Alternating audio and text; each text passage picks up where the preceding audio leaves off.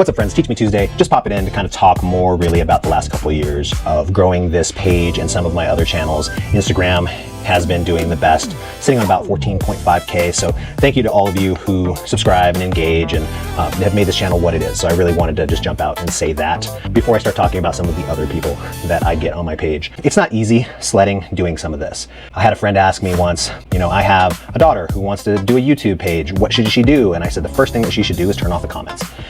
A teenage girl doing posts probably isn't a good thing in a world where there's a bunch of dicks. He kind of looked at me and he was like, man, I didn't even think of that. And I was like, it's probably the first thing you should think of.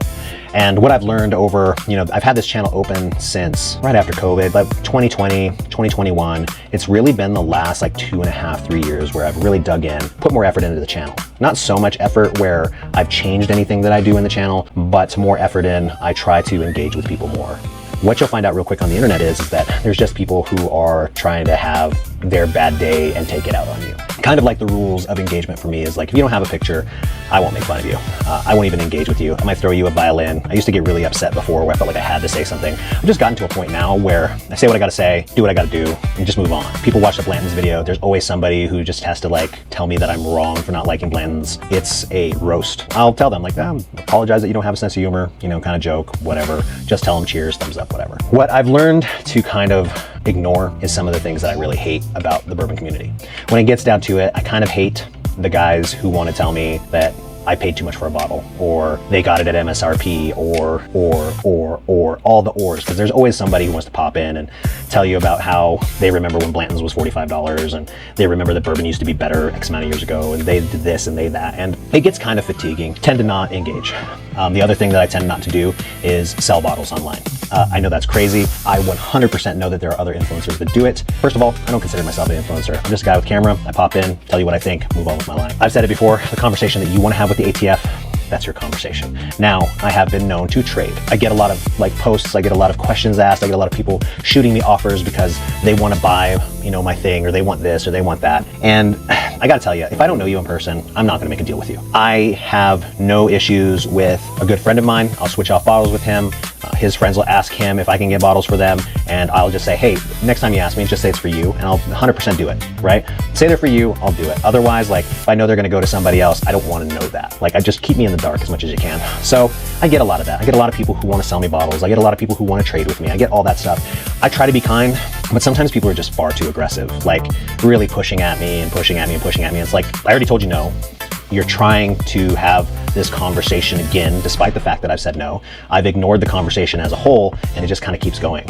And then it gets turned back on me because I'm an influencer that I'm not engaging, or I should be reaching out to you more. It's like, well, the only thing that you want to talk about is transactions and how you can get things off of my shelf and into your house. I really don't want to talk to you. And that's just the realness of the whole thing. I don't think I have to. I don't think I am obligated to do any of that. And if you think that that's the case, that I should be, you can leave. I don't care. I try to do good things for the community. I'm involved with Peaks and Pours. It sends money to veterans. We're doing a bottle with Onyx and Amber. I'm trying to figure out what place I want that money to go. I'm very selfish in this because the bottles that I get, I'm thankful for. I truly am thankful. When somebody sells me 2 bottles of something that's really hard to get, I'm so thankful for it because it's sometimes so hard for some of these stores to even get 1. So when one will sell me 2, that's amazing because I won't drive all the way across town anymore. I won't get involved in these big hunts. I have 2 or 3, 4 stores that I'm very involved with. I help them where I can. They help me where they can. And every once in a while, they'll peel me off one. And it's mostly because of dollars spent. I've put a lot of money into this collection. And unfortunately for me, it's not about drinking. I truly have a hoarding addiction. I used to hoard t-shirts. I used to hoard hats. If you couldn't tell by the show, I used to hoard so many things. And now I'm really kind of just hyper-focused on hoarding bourbon, and not just any, but bottles that I love. So if there's something that I end up loving, I get 2 of them. And if I don't end up loving it, I hold the second bottle. And if one of my friends approaches me and they want that bottle, they might be able to get it in trade, or they might just be able to get it because of what friend it might be. But strangers, I apologize. I'm not gonna do it for you. You come and get to know me as a person. We get a little bit more conversations going.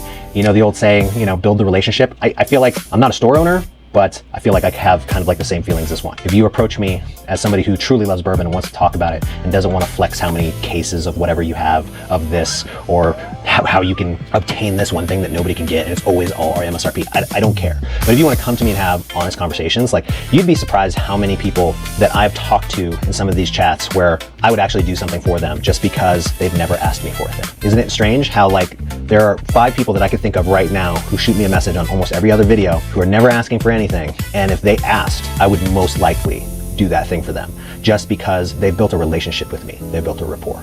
So that's all I got for Teach Me Tuesday. This thing is 8 minutes long. I'll probably have to cut most of it down. You probably won't get to see everything, but that's my thoughts on it. That's all I got. Cheers.